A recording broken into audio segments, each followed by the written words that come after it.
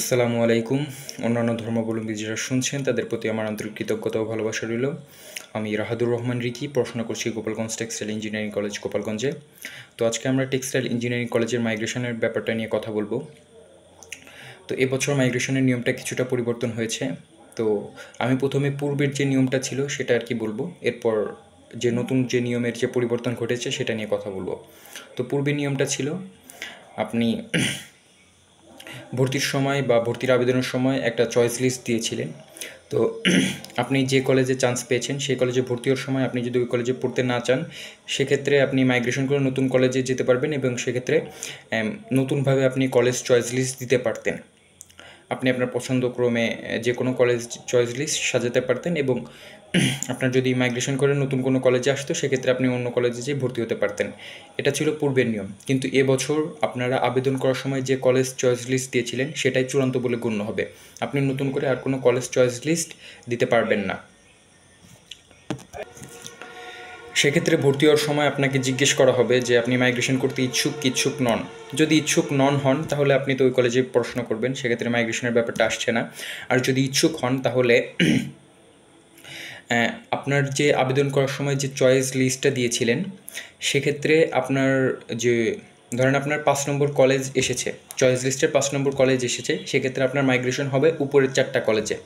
সেক্ষেত্রে উপরের 4টা কলেজে যদি সিট ফাঁকা থাকে সেক্ষেত্রে আপনার নতুন কলেজ আসবে মাইগ্রেশনে এবং আপনি নতুন কলেজে ভর্তি হতে পারবেন চাইলে। আর যদি আপনার 1 নম্বর কলেজে এসে থাকে সেক্ষেত্রে আপনি মাইগ্রেশন করে অন্য কোনো কলেজে যেতে পারবেন না।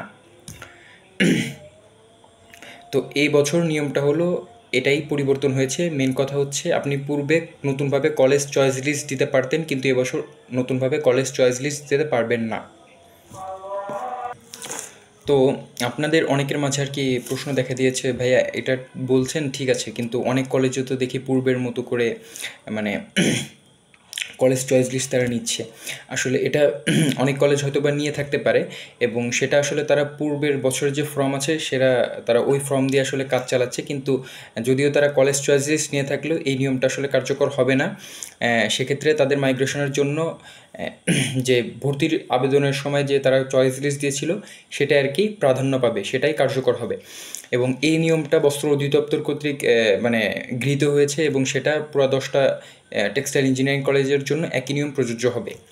এবং আপনাদের যে মেরিট লিস্ট দেওয়ার পরপর যে ভর্তি হওয়ার জন্য যে ভর্তি বিজ্ঞপ্তিটা প্রকাশ করেছিল, মানে ভর্তি হওয়ার জন্য কী কী কাগজপত্র লাগবে, তো ওই যে বিজ্ঞপ্তি, ওই বিজ্ঞপ্তির আপনার সর্বশেষে লেখা ছিল যে কলেজ চয়েস লিস্টের যে এটা চূড়ান্ত বলে গণ্য হবে, মানে ভর্তির আবেদনের সময় আপনারা যেটা মানে চয়েস লিস্ট দিবেন সেটা আর কি চূড়ান্ত বলে গণ্য হবে, সেটা আর কি ওই বিজ্ঞপ্তিতে লেখা আছে।